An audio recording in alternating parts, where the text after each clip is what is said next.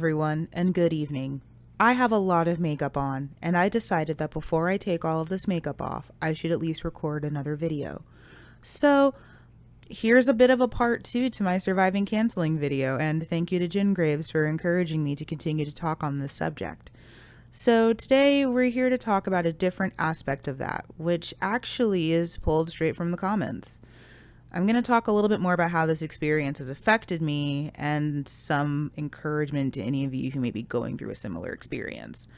I hope that the copious amount of makeup certainly helps. And the abundance of lighting. I got new lights, everyone. Isn't that exciting? You might be able to see that I'm wearing 2 whole different shades of eyeshadow. So, how has this affected me? Well, I'm back to blogging, so clearly not that much. But I did spend a good few weeks really not in a great emotional place. I was very, very anxious. I was afraid. I just didn't like how I felt. And if anything, the gaslighting made me feel very, very worthless and bad. But it very quickly also became a joke because there's something inherently sort of hilarious about being able to say that I was canceled by guinea pig stans. Like, that's just so me that it's hilarious. There's something inherently funny about being able to say that I drew the ire of a group of guinea pig fanatics. Like, that's just amazing as far as I'm concerned. Hence the giant smile. But it did affect me negatively for a while. What was great, though, was that I had a network of friends. And when I talked about it, you know, I think people at first thought it was kind of funny. And then they saw how it affected me. And they're like, oh, well, we need to, circle the wagons. So my friends took it as seriously as I did. And they lifted me up and they supported me. And actually, if anything, it was them kind of making it a joke that helped me make it a joke. So now when I go talk to my friends, I'll mimic the things that were said to me in the comments. Like, oh, well, I'm clearly attention seeking. Like, I'll make jokes of it now because it doesn't have that same power over me. But this took time. Like, I went through a pretty serious depression over it. As far as how to feel better, revenge is pretty good because... So here's a funny thing about like search engine optimization and hits. When you Google something and a certain thing gets attached to it, those things become linked. So there's a reason why whenever you Google Richard Gere, you get gerbils. There's correlation there. So enough people had to Google my article that now I'm one of the top results whenever you Google Mason's cavies. So there you go, Sophie and Mark. I win. I'm kidding. They're fine people. I'm not going to say great. They're fine people. But it's the most viewed post on my blog by far, which I have mixed feelings about. Like, it's sort of I'm going to mention ContraPoints again because I feel like I'm painted like her. That's offensive to ContraPoints. She is much prettier.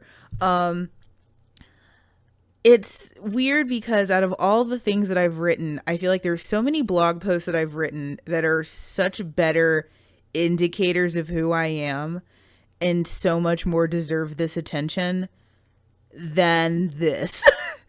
I mean, read my post about Gendo.com. Read my post about framing of female characters in boys' love.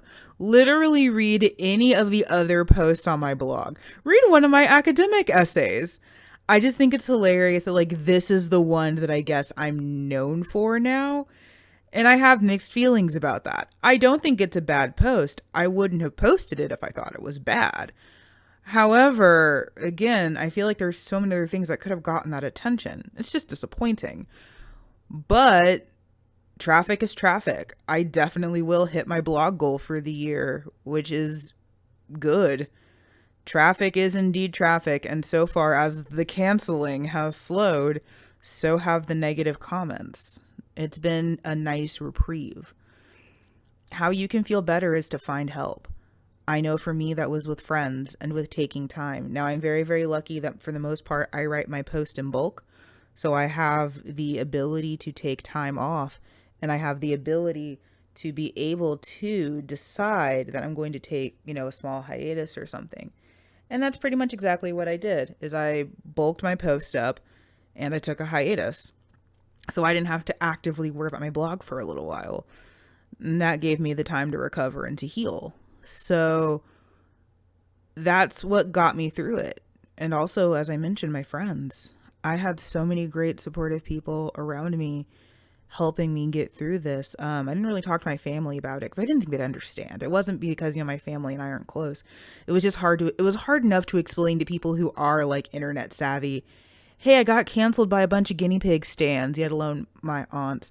That would have been a whole thing to explain. But I really leaned on those close to me to help me get through this time and just staying busy. That's sort of a bit of a cliche answer, but staying busy. Also know that realistically, by the time you're dealing with people like that, there is very little that you can do. I've always hated this idea on the internet that you should galvanize your fan base. I think it's disgusting. I don't mind being defended, but none of you should die on a hill for me. I'm definitely not worth it, despite how good I look this evening. I just think it's weird to use your fan base that way. I think it's manipulative, frankly. I think it's disgusting in its own weird way.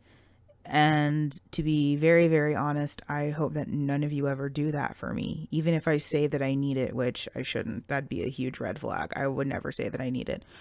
But it's sad that so many people felt the need to attack me over something that was so fair and balanced. And that I let it affect me. Even though that's a very, very human reaction. I think I'd be more concerned if I didn't let it affect me. It just took time. And if you're going through something similar, I hope that you take the time that you need to heal. And that might be days, that might be weeks, that might be months, that might be years. I don't know. But take the time that you need to heal. You have no obligations to anyone but yourself. You have one beautiful and precious life. And you are only beholden to yourself. And your audience will understand if you're taking a step back to improve your mental health. That's always how I've approached it. So that's sort of how it affected me.